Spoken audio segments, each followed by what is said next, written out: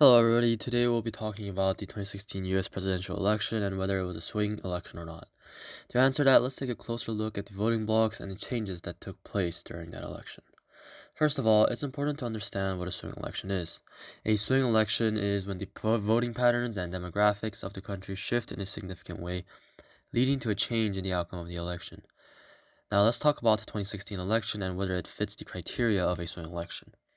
The election saw a significant shift in the voting patterns of several GOP voting blocs, which includes the working class whites, who in the previous election actually voted for Democrats, but many of them actually voted for Donald Trump in 2016.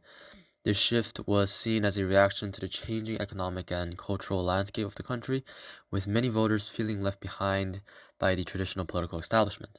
According to exit polls, Trump received 63% of the white vote compared to Clinton's 37%, which is a stark departure from previous elections. Another notable shift among GOP voters was seen among college-educated white voters. In 2016, this group showed a significant shift towards the Democratic Party, with Clinton receiving 45% of their vote compared to Obama's 39% in 2012. This shift can be attributed to Trump's controversial policies and rhetoric, which many college-educated white voters found to be divisive and off-putting. On the other hand, the Democratic Party saw a shift in its voting blocs as well, particularly among minority voters. The Obama coalition, made up of African American, Latino, and younger voters, saw a general decline in turnout in 2016. For example, Clinton received 88% of the African American vote compared to Obama's 93% in 2012, and Trump received 28% of the Latino vote compared to Mitt Romney's 27% in 2012. So, was the 2016 election a swing election?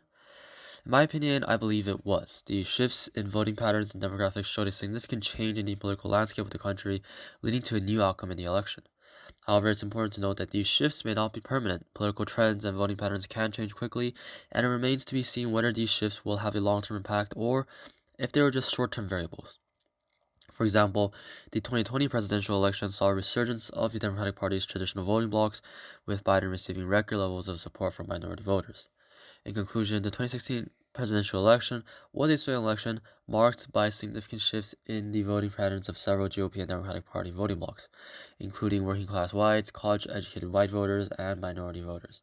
Whether these shifts will have a lasting impact on the political landscape of the country remains to be seen and will likely be determined by future elections and political developments.